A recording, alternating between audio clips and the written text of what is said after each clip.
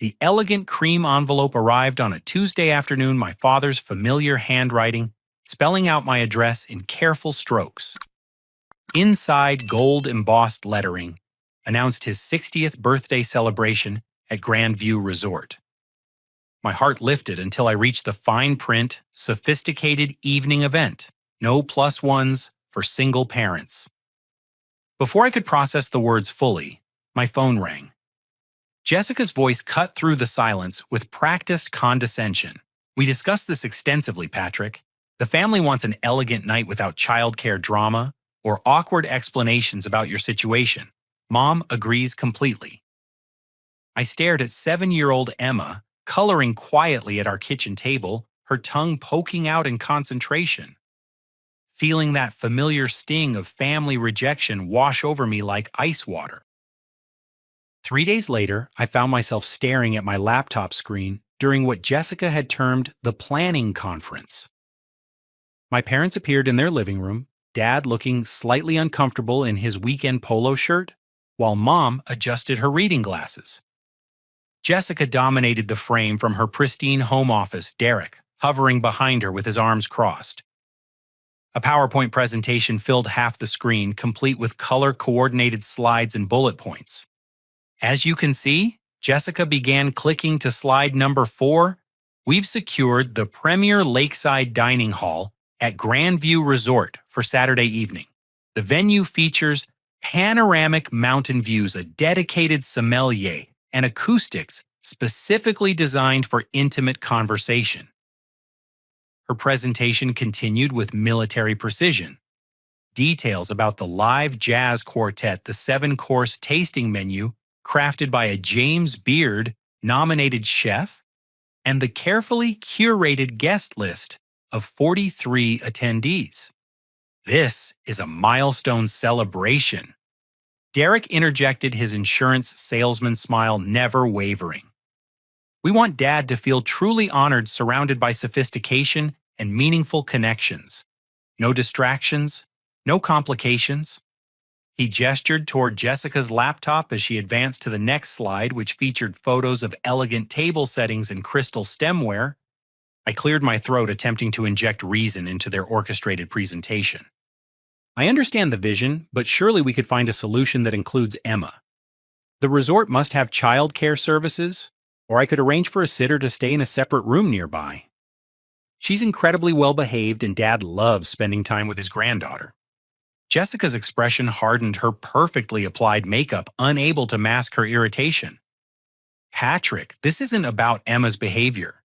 This is about maintaining the appropriate atmosphere for a sophisticated adult gathering. We've already confirmed with the resort that this will be an exclusively adult environment. Adding children changes the entire dynamic. What if I only attended for the dinner portion? I suggested scrambling for compromise. Emma could stay with her mother that evening, and I could join you for just the main celebration. I don't need to participate in the entire itinerary. The problem isn't logistics. Derek said, his tone becoming patronizing. The problem is that we've planned this as a cohesive experience.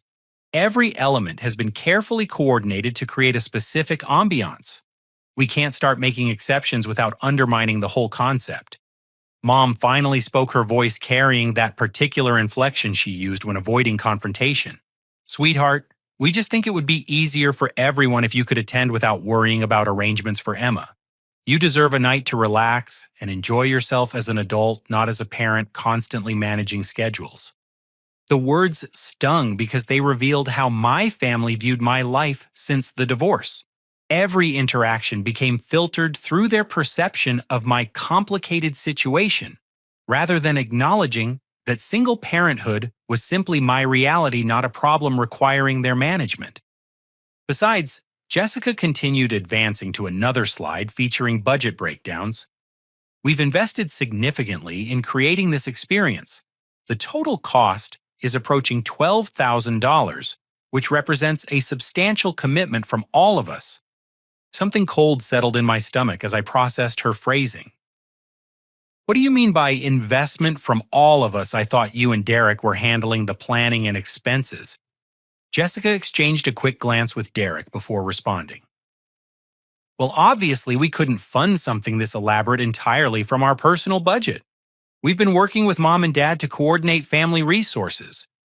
What family resources? I pressed, sensing something important lurking beneath her careful word choices. Mom shifted uncomfortably in her chair before answering. We're using some of the money from Grandpa's estate, sweetheart. Jessica thought it would be meaningful to honor your grandfather's memory by creating something special for your father's milestone birthday. My grandfather, the man who had died 8 months earlier after a brief battle with pneumonia. The grandfather who had spent countless hours teaching Emma to play chess, who had taken her fishing every summer, who had always defended my decisions during family gatherings. The grandfather who had specifically told me during our last conversation in his hospital room that he wanted to make sure Emma's future was secure. I wasn't aware that Grandpa's estate had been distributed yet, I said carefully, trying to keep emotion from my voice. The lawyer mentioned the process could take up to a year to complete. Oh, the final distribution is still pending, Jessica replied with casual dismissiveness. But we've been working with the estate attorney to access funds for family purposes. Since this celebration benefits everyone and honors Grandpa's memory, it seemed like an appropriate use of resources. Derek nodded enthusiastically. Your grandfather would have loved knowing his legacy contributed to bringing the family together for such a meaningful occasion. He was always talking about the importance of family unity and creating lasting memories. The irony struck me like a physical blow. My grandfather, who had specifically worried about Emma's financial security, whose money was apparently being used for a party that excluded his beloved great-granddaughter. The same grandfather who had consistently encouraged me to stand up for myself when family dynamics became unfair. How much of the estate funding is being used? I asked, though I suspected I already knew the answer. We're utilizing your portion primarily, Jessica said, her tone suggesting this was obviously reasonable. Since you've been struggling financially with the divorce costs and single parenthood expenses, we thought it made sense to invest your inheritance in creating something that would benefit the whole family rather than just sitting in an account. The manipulation was breathtaking in its audacity. They had reframed stealing my inheritance as generous family support, positioning themselves as wise stewards protecting me from my own supposed irresponsibility. The money my grandfather had specifically left for Emma's future was being spent on an event that deliberately excluded her. I see, I said quietly, my mind already working through the implications. And this decision was made collectively by the family. We discussed it extensively, Mom said, her voice carrying a defensive edge. Everyone agreed that this was the most meaningful way to honor both your grandfather's memory and your father's milestone birthday. You've had so much on your plate lately, we didn't want to burden you with financial stress on top of everything else. Dad, who had remained silent throughout most of the conversation, finally spoke. Son, we just want you to be able to enjoy the celebration without worrying about money or logistics. Your mother and Jessica have put tremendous effort into making this special. I looked at Emma's artwork taped to the wall behind my laptop, crayon drawings of our family, including detailed portraits of great-grandpa with his fishing hat and kind smile, the same great-grandfather whose legacy was funding a party she wasn't allowed to attend.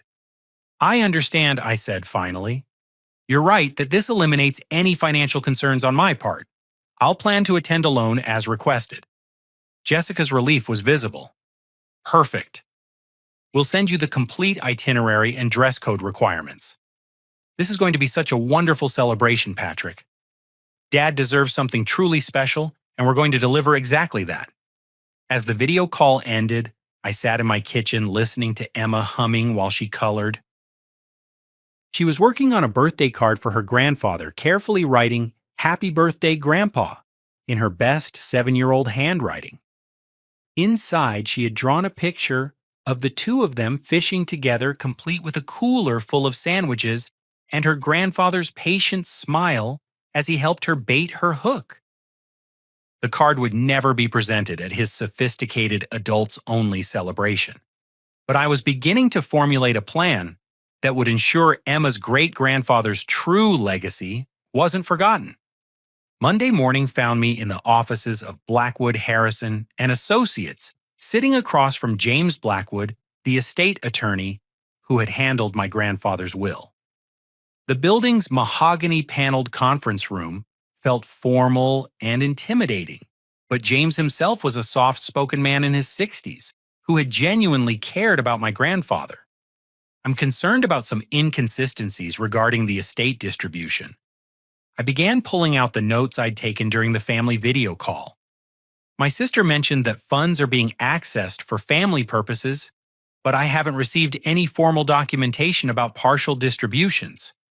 James frowned, opening the thick file folder bearing my grandfather's name. That's unusual, Patrick.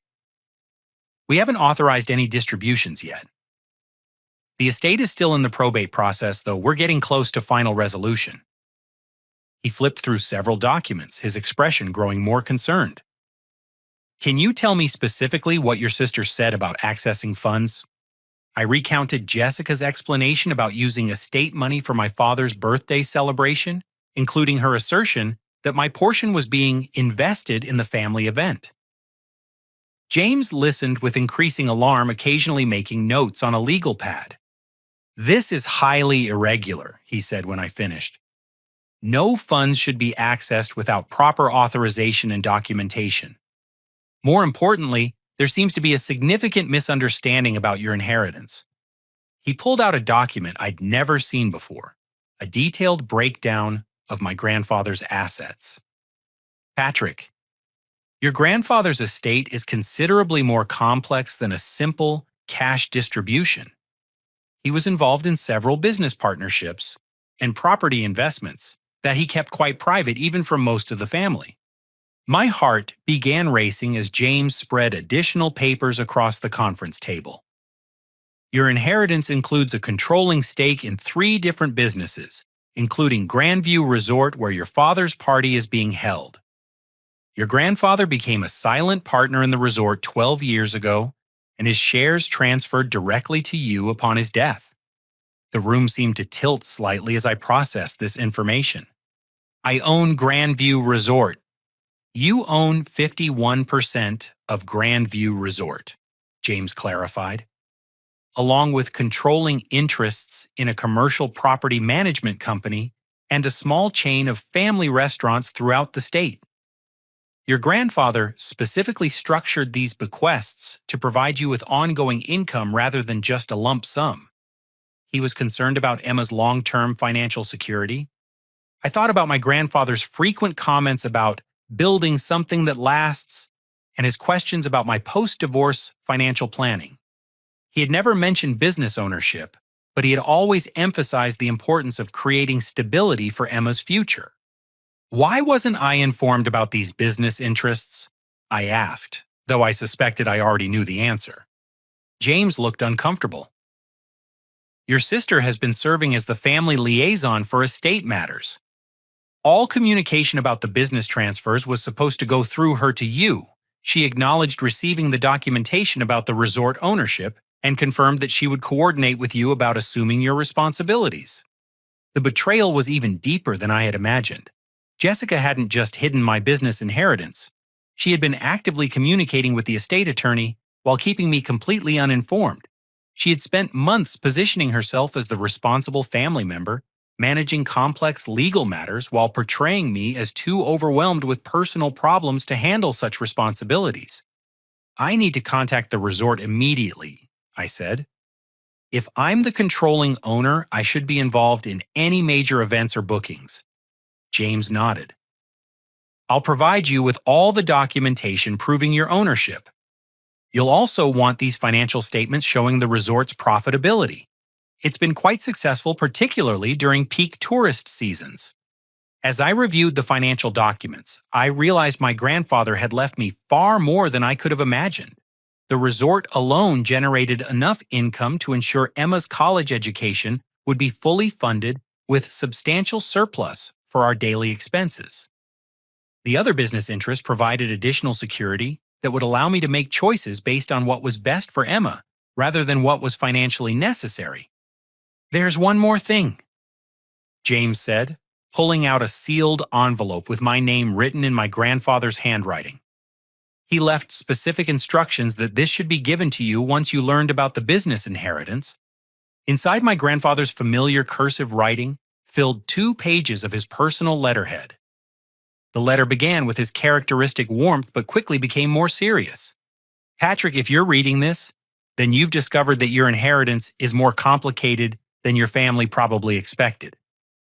I've structured things this way because I believe you're the only one who truly understands what family should mean. You've always protected Emma while maintaining your integrity, even when it would have been easier to compromise your principles.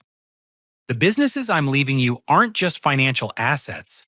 They're tools for maintaining family relationships on your own terms. I've watched how certain family members try to control others through financial manipulation, and I wanted to ensure you'd never be vulnerable to that kind of pressure. Use these resources wisely, but don't let them change who you are. Emma is lucky to have a father who puts her well-being above social expectations. I trust you to honor both her future and our family's better angels." The letter concluded with specific instructions about contacting the resort manager and assuming active ownership responsibilities. My grandfather had anticipated exactly what would happen, and he had quietly arranged for me to have the tools necessary to protect Emma and myself. I left James's office with a briefcase full of legal documents and a completely different understanding of my situation. Jessica hadn't just stolen from me. She had unknowingly organized my father's birthday party at a resort I actually owned, using money that belonged to me to fund an event designed to exclude my daughter. My first call was to Grandview Resort. The receptionist connected me with David Chen, the general manager who had been expecting my contact for months. "Mr. Sullivan, I'm so relieved to finally speak with you directly," David said, his voice carrying evident frustration. "I've been trying to coordinate with your sister about your ownership transition, but the communication has been quite challenging." "What kind of challenges?" When I asked, though, I was beginning to anticipate his answer. "Well, she's been making requests and demands as if she represents your interests, but some of her requirements have been quite unusual. For your father's birthday celebration, she specifically requested that we relocate any families with children from the dining areas visible from their private room. She also asked us to ensure that our evening entertainment would be sophisticated and mature, with no family-friendly elements." The picture became even clearer. Jessica hadn't just excluded Emma from the party, she had tried to sanitize the entire resort environment to eliminate any reminder that families with children existed. She also questioned our child safety policies and suggested we might want to implement adult-only time periods in certain areas, David continued. "I explained that we're a family-friendly resort and can't discriminate against guests with children, but she seemed quite insistent. I'll be coming to the resort this week to discuss the transition and review current operations," I said. "I'd also like to understand exactly what arrangements have been made for my father's celebration." "Of course, I should mention that your sister has booked the presidential suite for herself and her husband, though I believe she may not be aware that it's actually the owner's private residence. The previous owner always stayed there when visiting, and I assumed you'd want the same arrangement." The irony was perfect. Jessica had inadvertently booked herself into accommodations that actually belonged to me, probably at a premium rate that would be charged against my inheritance money. "Actually, I'll be staying in the presidential suite myself," I said. "Please move my sister's reservation to your finest standard accommodation and ensure she's not charged for the change. I'll handle any questions she might have about the modification." "Understood, Mr. Sullivan. Will you be bringing your daughter? I understand from our previous conversations with your grandfather that he was quite fond of her." "Yes," I said, feeling a sense of rightness settle into place. "Emma will definitely be joining me." As I hung up the phone, I realized my grandfather's wisdom extended far beyond financial planning. He had given me not just the resources to protect my family, but the opportunity to demonstrate what family should actually mean. Jessica's sophisticated, adults-only celebration was about to encounter some very unsophisticated reality. The next 3 days were spent coordinating with David and the resort staff, reviewing business operations and preparing for a confrontation that was 8 months overdue. My grandfather had trusted me to use these tools wisely, and I intended to honor both his memory and his great-granddaughter's place in our family story. Emma was excited about the surprise trip to see Grandpa Harold, completely unaware that she was about to become the centerpiece of a lesson about respect, honesty, and what it truly means to honor someone's legacy. Thursday evening, I drove the 2 hours to Grandview Resort with Emma, chattering excitedly in the back seat about seeing her grandfather and exploring the mountains. She had packed her backpack with coloring books, the birthday card she'd made, and her favorite stuffed elephant, completely oblivious to the family drama awaiting us. The resort exceeded even my expectations. Nestled against pine-covered slopes, with a pristine lake stretching into the distance, the main lodge combined rustic mountain charm with understated luxury. David Chen met us in the circular driveway, his warm smile immediately putting Emma at ease. "Welcome home, Mr. Sullivan," he said, shaking my hand before kneeling to Emma's level. "And you must be the famous Emma I've heard so much about. Your great-grandfather talked about you every time he visited." Emma beamed, immediately launching into questions about whether there were fish in the lake and if she could feed the ducks she'd spotted from the car window. David answered each question with genuine enthusiasm while leading us through the lodge's main level. "The presidential suite is on the top floor," he explained as we rode the elevator. "It has a private balcony overlooking the lake and a separate living area where Emma can play while still being part of any conversations." The suite was magnificent, floor-to-ceiling windows, a stone fireplace, and furnishings that managed to be both elegant and comfortable. Emma immediately claimed the window seat, pressing her nose against the glass to watch boats moving across the lake below. "Your grandfather designed this space specifically for family visits," David said quietly while Emma was distracted. "He always said the most important business happened when families felt comfortable enough to be themselves." Over dinner in the resort's main restaurant, David briefed me on the Saturday evening arrangements, while Emma worked on a new coloring page. "Your sister has been quite specific about the setup. She's requested that we close the lakeside dining room to other guests during their event, despite it being one of our busiest areas on Saturday evenings." "What does that mean for other families who had reservations?" I asked, watching Emma carefully color within the lines of a mountain landscape. "We've had to relocate about 15 families to alternative dining options, some at reduced rates to compensate for the inconvenience. Several guests were disappointed, particularly those who had requested lakeside tables specifically to celebrate their own special occasions." The selfishness of Jessica's demands became even more apparent. She hadn't just excluded Emma from the family celebration, she had displaced other families to create her vision of sophisticated exclusivity. "There's something else you should know," David continued, lowering his voice. "I overheard your sister on a conference call with family members yesterday. She was describing your personal situation in quite unflattering terms." My stomach tightened. "What kind of descriptions?" "She told someone named Sarah that you'd been irresponsible with money during your divorce, that you'd made poor decisions that affected Emma's stability, and that the family had to intervene to protect everyone's interests. She specifically mentioned that you couldn't be trusted with financial planning, and that's why they were managing your inheritance." The betrayal cut deeper than I'd expected. Sarah was my cousin from Denver, someone I'd always been close to growing up.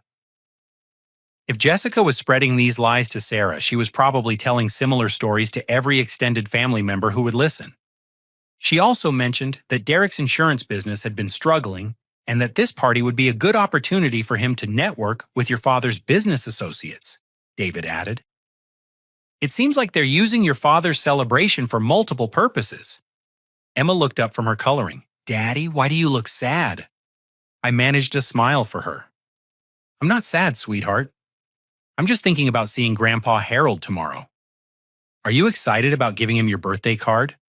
Yes, I drew him with his fishing pole and I wrote a poem about how much I love him. She held up her artwork proudly. Do you think he'll like it? I think he'll love it more than anything else he receives, I said, meaning every word. After Emma fell asleep in the suite's second bedroom, I spent the evening on the balcony with David, planning how to handle the next day's confrontation.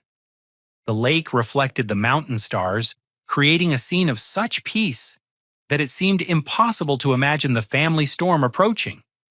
Your grandfather often sat in this exact spot, David said.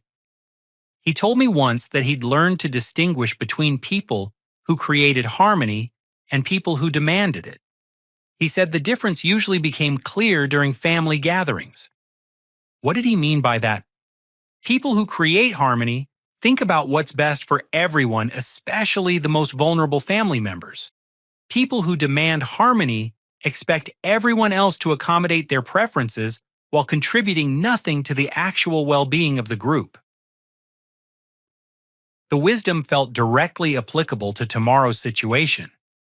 Jessica demanded harmony by excluding Emma and controlling financial resources, while my grandfather had created harmony by ensuring Emma's security and giving me the tools to protect our family relationship.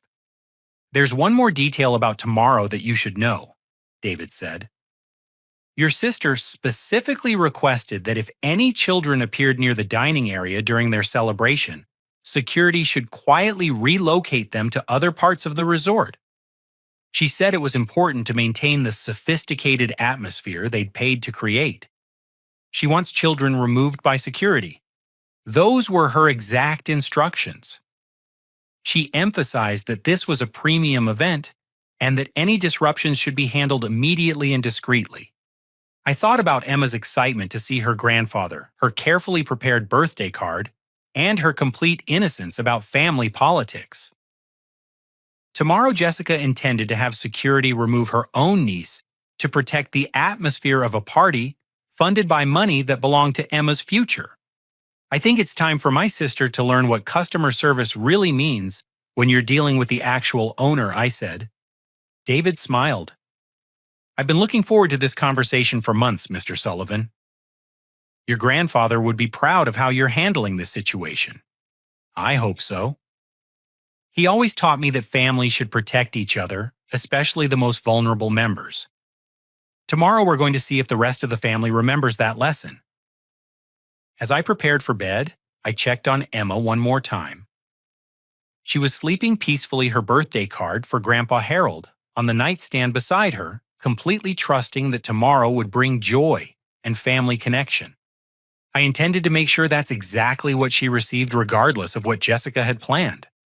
Saturday evening arrived with the kind of perfect mountain weather that made the resort's lakeside setting look like a postcard. Emma and I spent the afternoon exploring the grounds, feeding ducks, and visiting the resort's small game room, where she made friends with two other children whose families were staying for the weekend. At 5 o'clock, I helped Emma into the dress she'd chosen for Grandpa Harold's party, a blue sundress with white flowers that she'd picked out specifically because Grandpa says blue is his favorite color. She carried her homemade birthday card carefully in both hands as we walked toward the main lodge. The lakeside dining room had been transformed into an elegant celebration space. Round tables draped in cream linens surrounded a head table positioned to maximize the mountain lake view. Fresh flower arrangements and flickering candles created the sophisticated ambiance Jessica had envisioned. A jazz quartet played softly near the stone fireplace while guests mingled with cocktails and conversation. I recognized most of the faces: aunts, uncles, cousins, and family friends I hadn't seen since my grandfather's funeral. Emma immediately spotted her grandfather across the room and tugged on my hand. There's Grandpa Harold. Can I give him my card now? Let's wait just a few minutes, sweetheart. Let Grandpa finish talking with his friends first.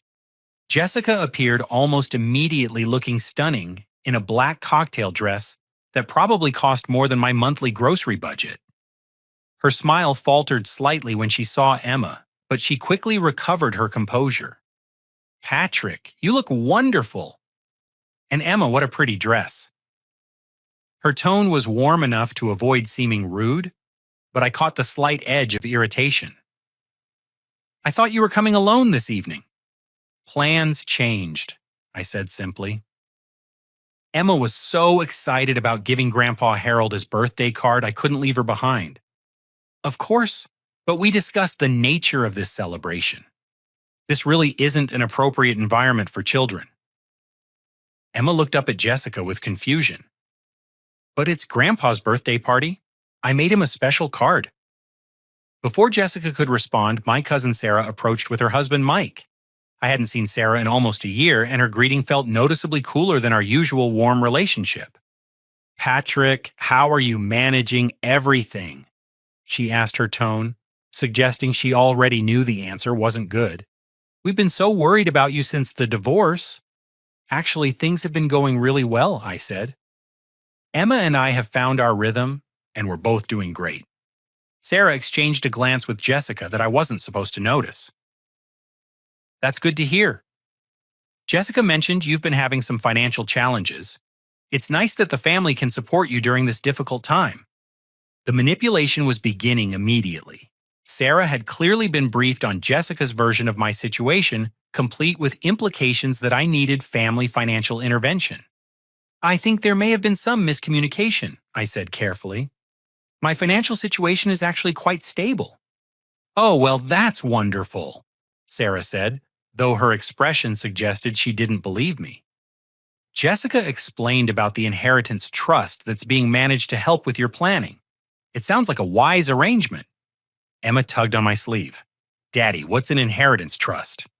Before I could answer, Derek appeared with 2 business associates in tow, clearly using the family celebration as a networking opportunity.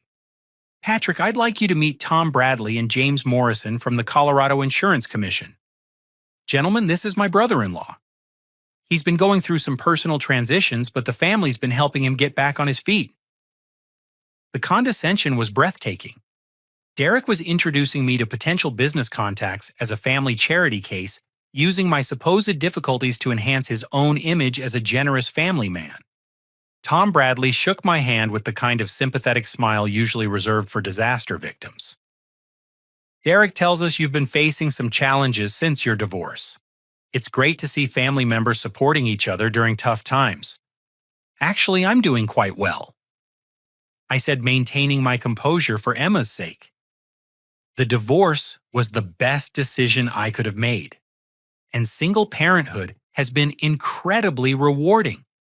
James Morrison nodded politely but clearly accepted Derek's narrative over my contradictory statement. "Family support makes all the difference during life transitions." Derek's told us how the family has stepped in to provide guidance and stability. Emma was listening to every word, her 7-year-old mind trying to process why everyone seemed to think her daddy needed help, when she knew perfectly well that he took excellent care of both of them. My father finally spotted us from across the room and approached with genuine pleasure lighting up his face. "Patrick, I'm so glad you could make it. And my beautiful granddaughter." He scooped Emma into a hug that made her giggle. "Happy birthday, Grandpa Harold." Emma presented her card with ceremony. "I made this especially for you." Dad opened the card carefully, his face softening as he read Emma's poem and examined her drawing of their fishing trips together. "This is absolutely perfect, sweetheart. This is the best birthday present I could possibly receive." Jessica appeared at Dad's elbow. "Dad, we should probably start moving toward dinner service. The chef has timed everything perfectly, and we don't want the first course to get cold." "Of course," Dad said, though he seemed reluctant to end his conversation with Emma. "Sweetheart, why don't you come sit next to Grandpa during dinner? I want to hear all about school and your summer plans." "Actually, Dad, the seating arrangements are quite specific," Jessica interrupted. "We've planned everything around adult conversation flow and the restaurant service patterns." I watched my father's face register confusion and disappointment as he realized Emma wasn't included in the seating plan for his own birthday celebration. "Jessica, surely we can adjust the arrangements to include my granddaughter," he said gently. It's really not feasible without disrupting the entire evening, Derek added, supporting his wife. The tables are sized for adult place settings, and the menu wasn't designed with children's preferences in mind. Emma looked from face to face, beginning to understand that she wasn't welcome at her own grandfather's party. Her lower lip trembled slightly, but she was trying hard to be brave. "That's okay, Grandpa," she said quietly. "I can wait for you somewhere else." The moment crystallized everything wrong with Jessica's approach.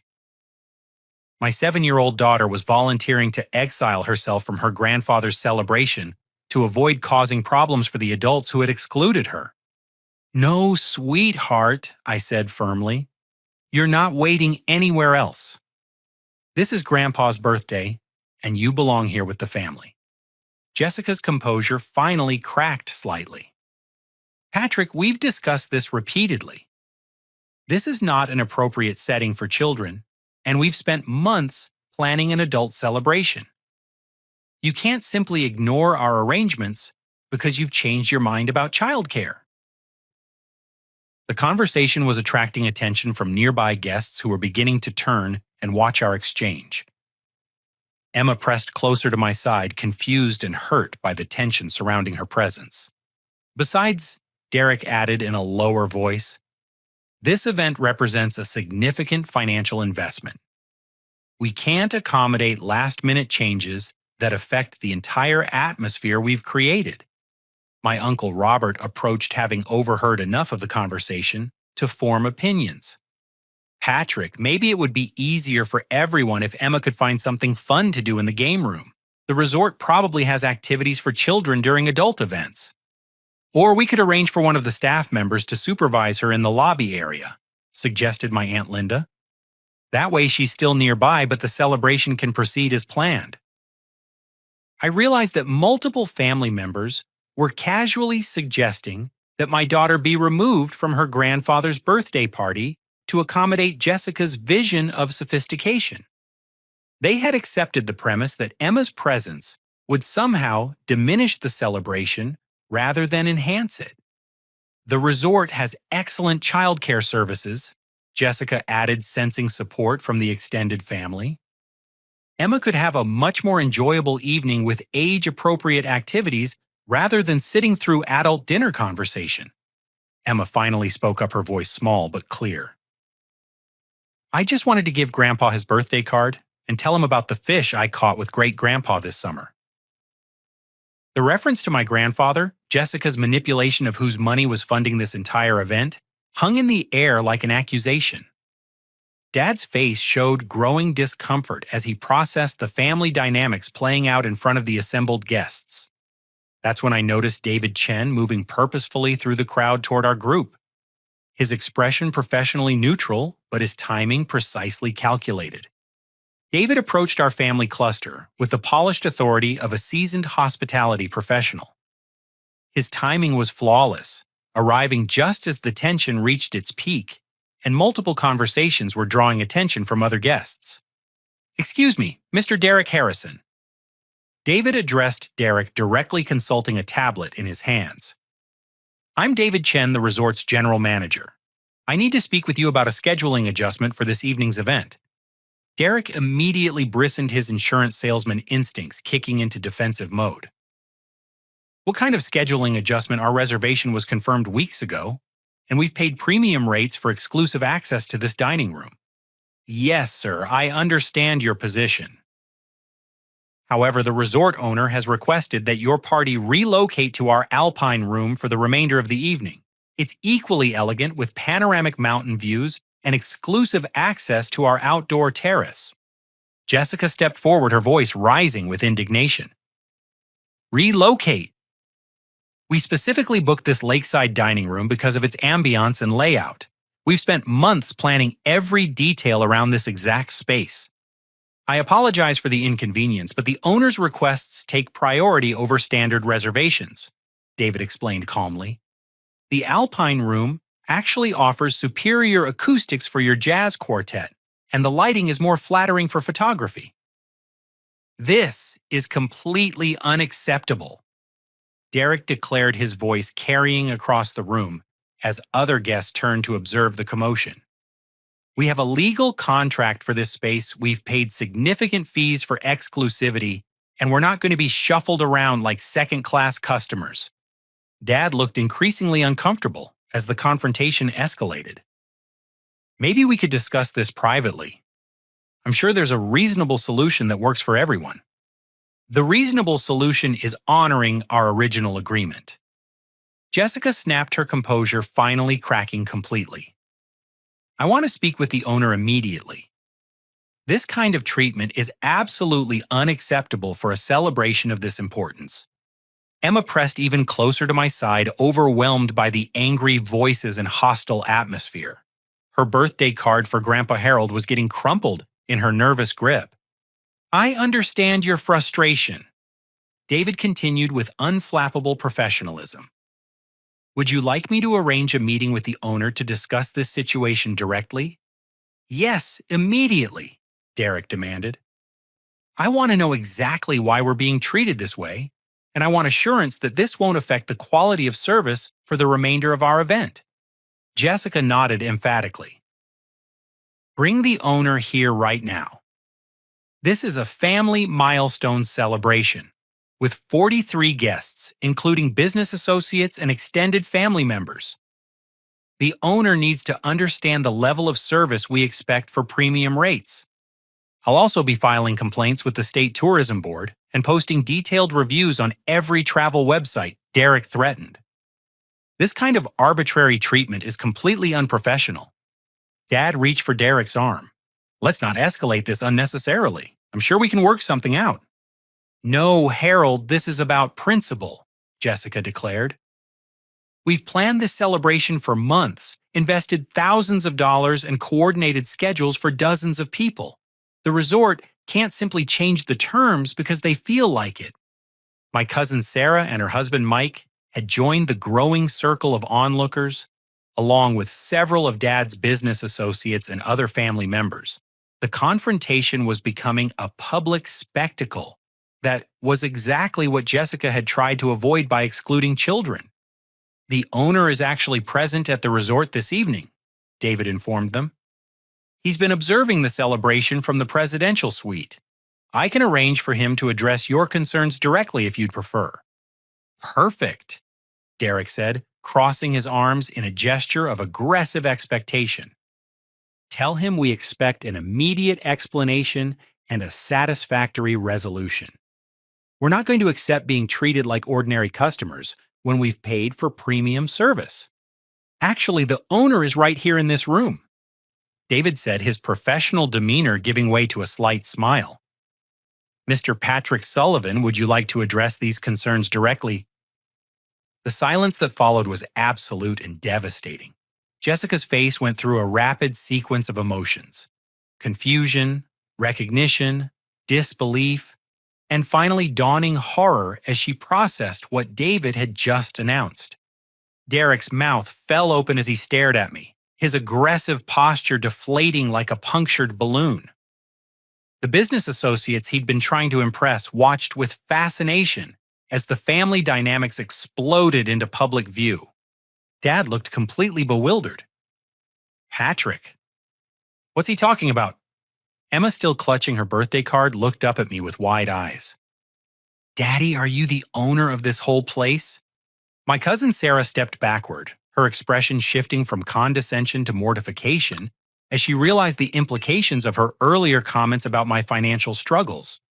I think there's been some confusion about my circumstances, I said quietly, my voice carrying clearly in the stunned silence. David, perhaps we should move this conversation to a more private setting. No, Jessica said, her voice barely above a whisper. This can't be right.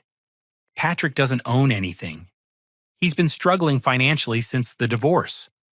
The family's been managing his inheritance because he can't handle complex financial decisions.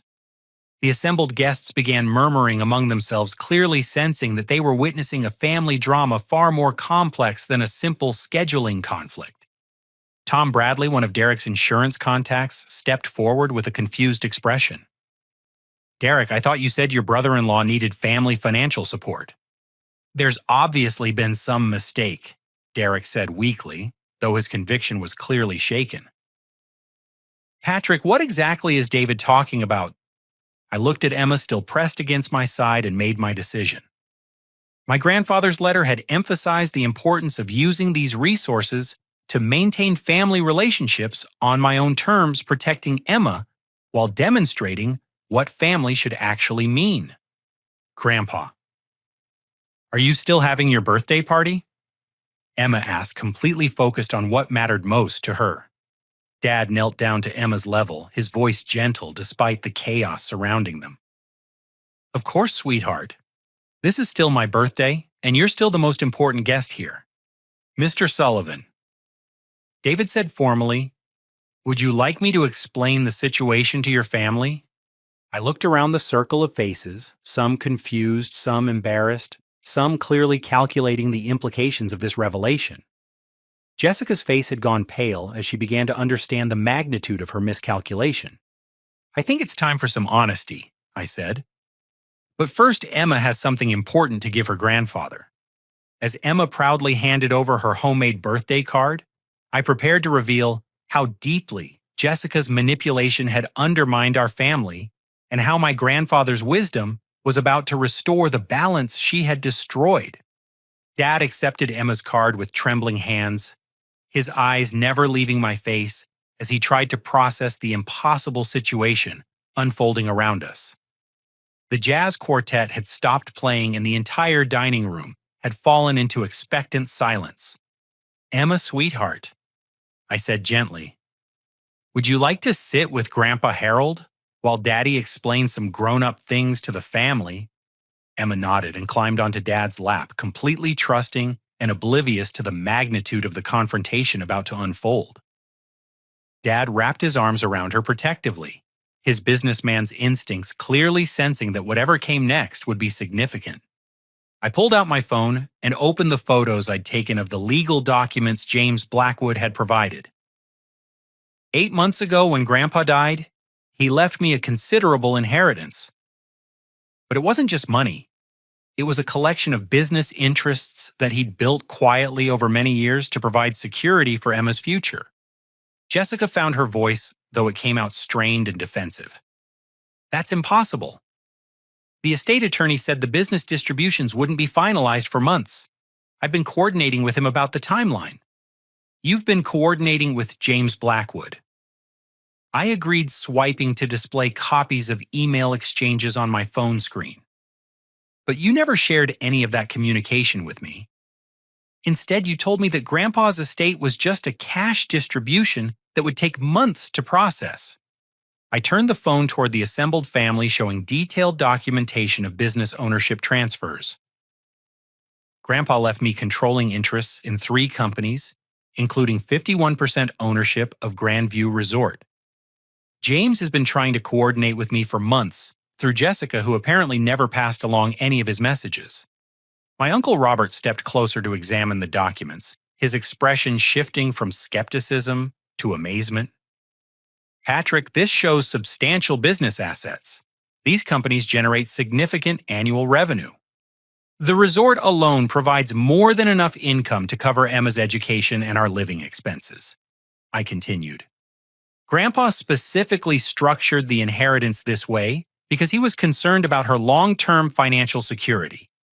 Dad's voice was barely audible over Emma's quiet humming as she examined her grandfather's surprised expression. Son, if this is true, then why were you letting us believe you were struggling financially? Because I didn't know, I said simply. Jessica has been serving as the family liaison with the estate attorney. Every piece of communication about the business transfers was supposed to go through her to me. She received documentation about the resort ownership months ago and confirmed with James that she would coordinate with me about assuming management responsibilities. Sarah stepped forward, her face flushed with embarrassment. Jessica, you told me Patrick was irresponsible with money and that the family had to manage his inheritance because he couldn't handle complex financial decisions. I was protecting family interests, Jessica said desperately, her voice rising. Patrick was overwhelmed with the divorce and single parenthood. Someone needed to ensure that important decisions were made rationally rather than emotionally. Derek looked like he was going to be sick.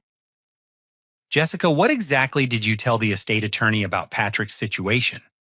I explained that he was dealing with personal difficulties and that the family would help coordinate his business responsibilities until he was in a better position to handle them independently. The manipulation was breathtaking in its scope and audacity.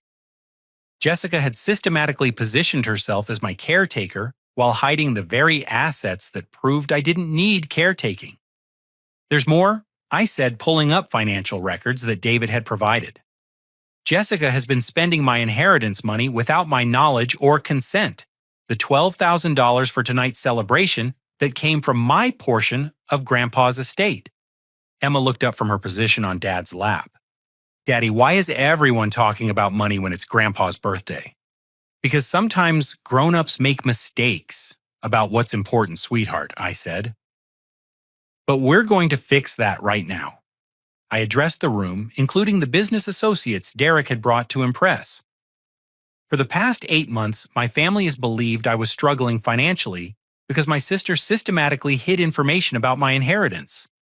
She convinced everyone that I needed financial supervision while secretly using my money for family purposes. Tom Bradley, Derek's insurance contact, looked fascinated by the unfolding drama. Derek, you specifically told us your brother-in-law was a financial liability that the family was supporting out of generosity. I was told that, Derek said weakly. Jessica explained the situation and we all thought we were helping. You thought you were helping by excluding Emma from her grandfather's birthday celebration? I asked. By spending her great-grandfather's legacy on a party she wasn't allowed to attend?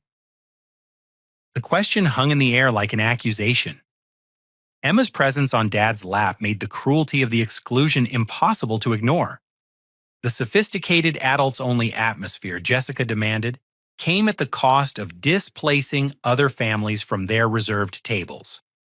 I continued. David had to relocate 15 families to alternative dining options because Jessica insisted on exclusive access to the lakeside room. My Aunt Linda looked genuinely shocked. Jessica, you displaced other families.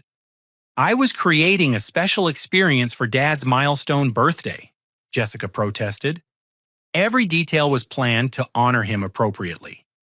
By excluding his granddaughter and using money that belonged to her future, Dad's voice carried an edge I'd never heard before. Jessica, what were you thinking? Emma tugged on Dad's shirt. Grandpa, are you mad about my card? No, sweetheart, Dad said, his voice breaking slightly. Your card is perfect. I'm not mad at you at all. I pulled up the final piece of documentation, my grandfather's personal letter about family integrity and protecting vulnerable members. Grandpa saw this coming, I said. He structured my inheritance specifically to prevent financial manipulation within the family. He wanted me to have the resources to maintain family relationships on my own terms while protecting Emma from exactly what happened tonight. The letter's words about family members who control others through financial pressure hit the assembled crowd like a slap. Several relatives who had participated in Jessica's narrative about my irresponsibility looked genuinely ashamed.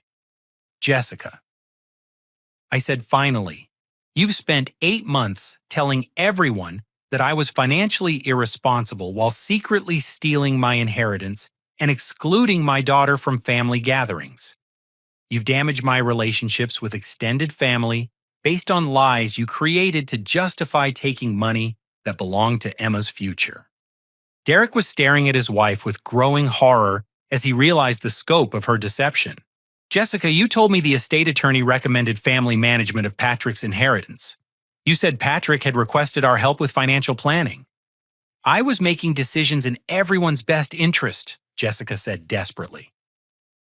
Patrick was struggling, and someone needed to ensure that important family events could happen without financial stress or complicated logistics.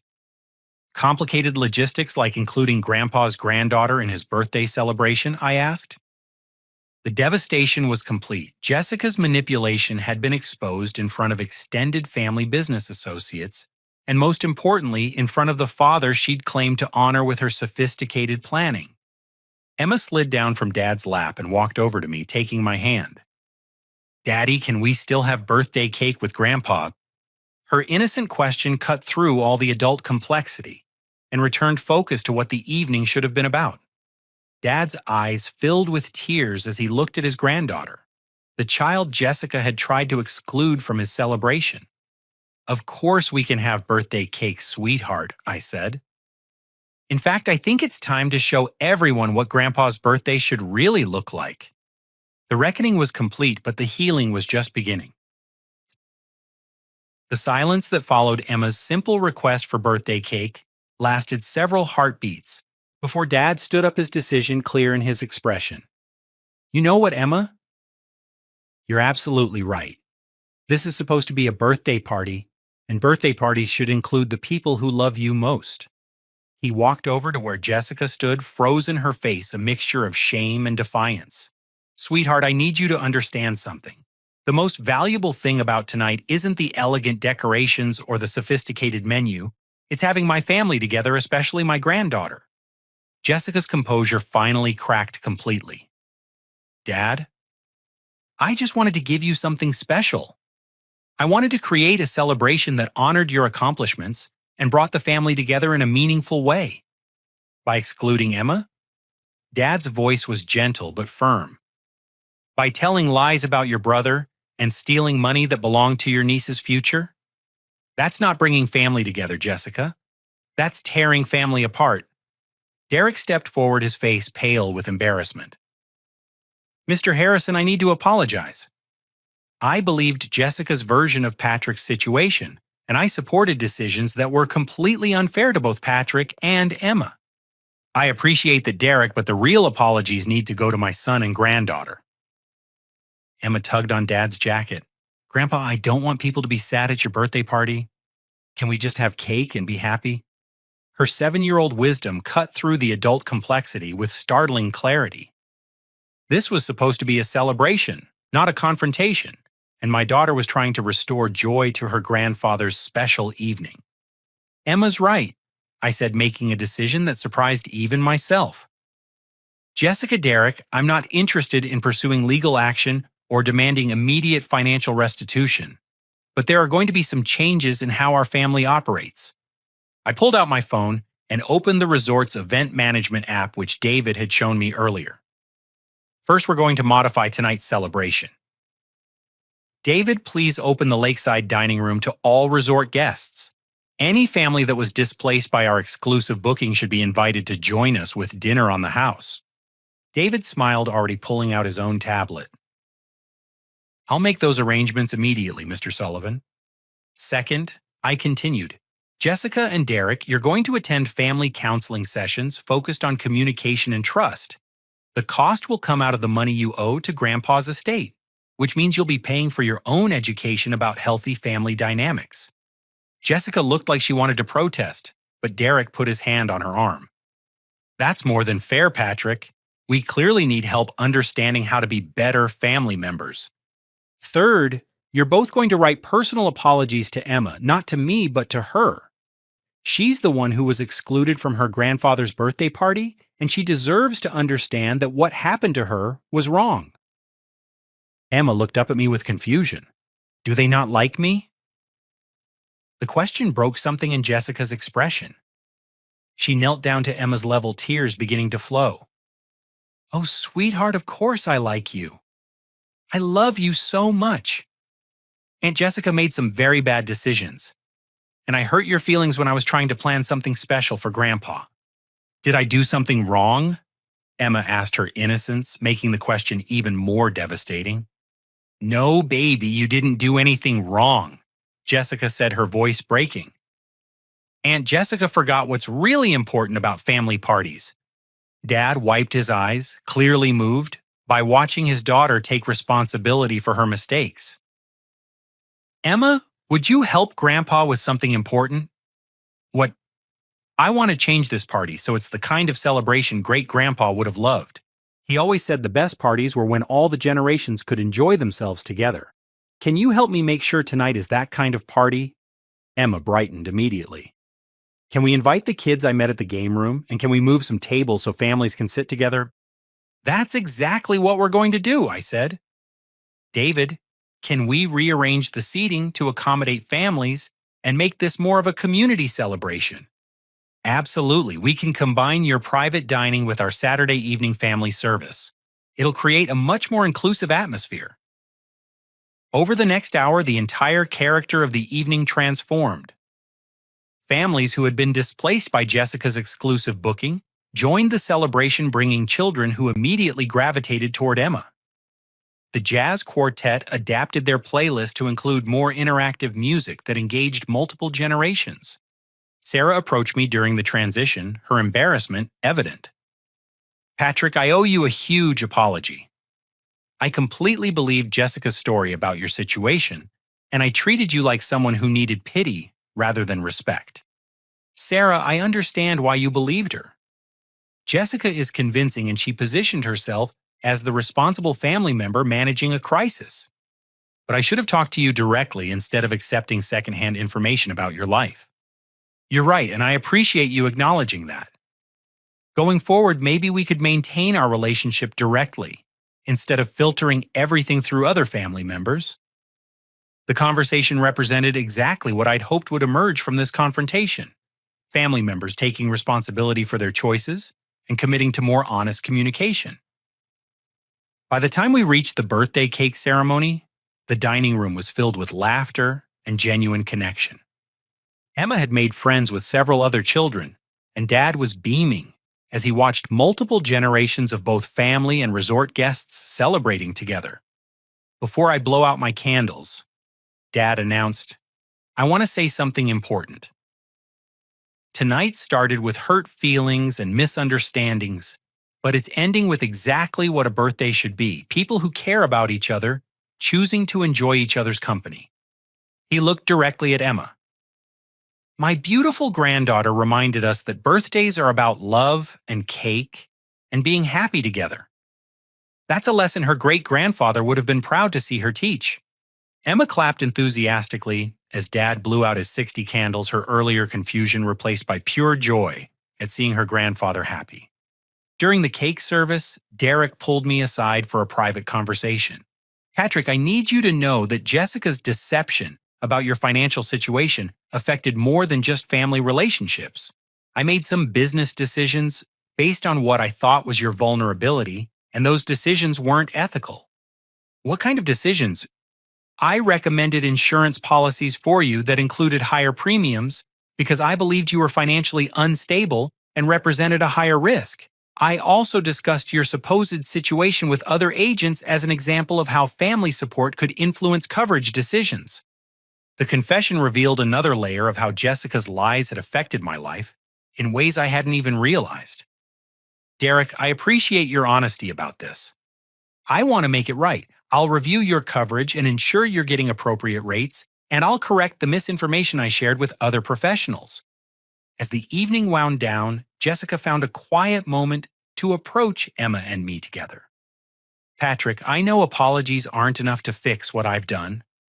I convinced myself that I was protecting family interests, but I was really protecting my own need to be in control.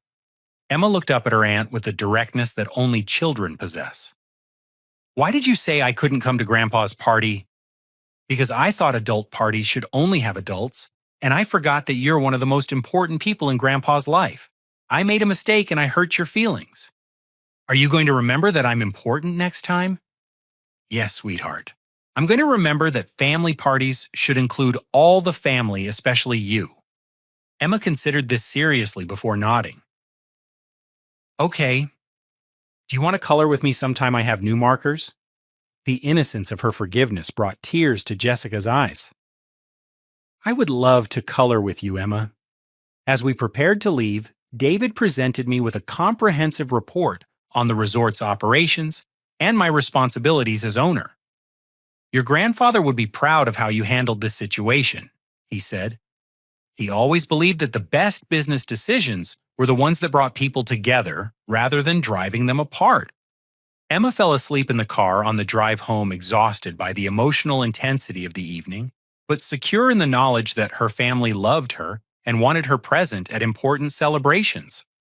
The life lesson my grandfather had intended came through clearly. Real strength isn't about controlling others or manipulating circumstances to match your preferences.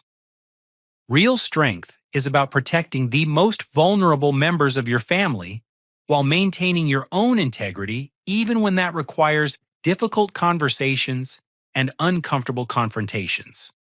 Jessica had learned that demanding harmony through exclusion and deception ultimately destroys the very relationships she'd claimed to protect.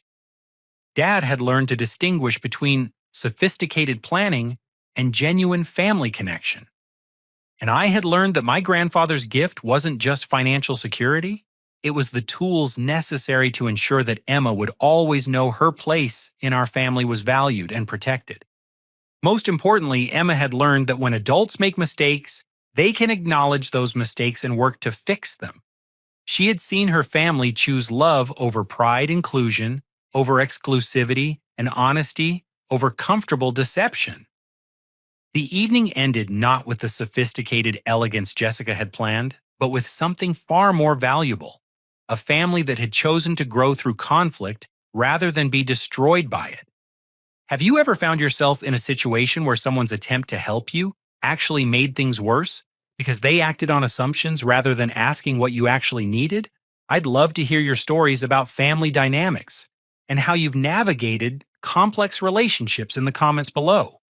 If this story resonated with you and reminded you of the importance of protecting family relationships while standing up for what's right, please give it a like to help others find this message. Don't forget to subscribe for more stories about finding strength in difficult family situations, and share this with someone who might need the reminder that real family includes everyone, especially the most vulnerable members.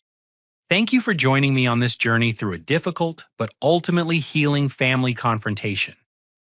May we all have the wisdom to recognize when love requires us to have difficult conversations and the courage to choose inclusion over convenience in our own family relationships.